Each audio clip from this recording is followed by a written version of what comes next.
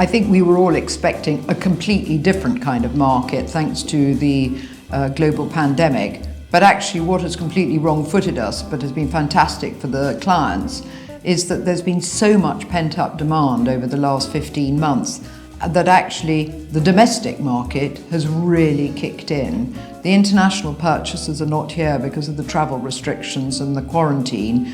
So the domestic market has really surprised us by being very focused, very engaged in particularly the purchase of Chelsea family houses. We've seen very educated, largely domestic buyers of any nationality, but they live and work here, buying for the long term, good stock in typically very good condition, and they've been paying pretty significant prices for them. The Chelsea house market has really gathered a huge pace, and there have been multiple bids on individual houses.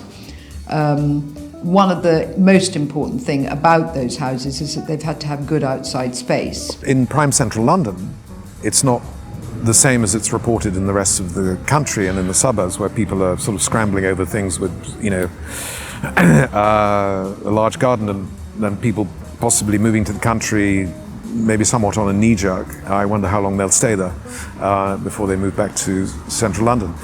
In central London, I think maybe the buyers are perhaps don't have that fear of missing out that perhaps has driven the market elsewhere. I think a lot of it is fear of missing out.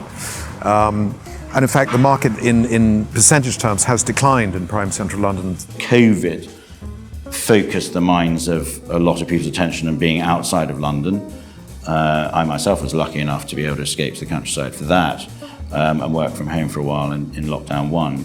But I think I wouldn't underestimate the focus of most individuals' attention on the primary asset being London, because it's typically the most valuable. The sector of the market that has been affected and remains slow is actually the sale of flats, especially up to 2 million. And I think the reason for that is that the market up to 2 million is very much the market of the young purchaser who was worried about his job. And the other component was the rich man's pied-à-terre. And over the last 15 months, any kind of luxury purchase has been put on hold. But really, we've had the most fantastic 6 months. And in fact, we've smashed our budgets already. And ridiculously, there's now a complete shortage of stock. Yeah, Capital Economics, which is a very respected analyst, came out with statistics saying from April 20 to April 21, prime central London, which is Kensington and Chelsea and the prime bits of the City of Westminster, has lost about 8 or 9% in value. But there have been transactions. There have been more transactions actually than in 2018 and 2019, but that's because there were so few in 2018 and 2019 because people were wondering what sort of government we were going to have. So it's been better than those 2 years, but that's not saying an awful lot. But the market's okay. It's people say there's not enough around, but if not enough around equates to currently there are 4 houses for sale in Egerton Crescent. That's quite a lot because there aren't that many houses in Egerton Crescent.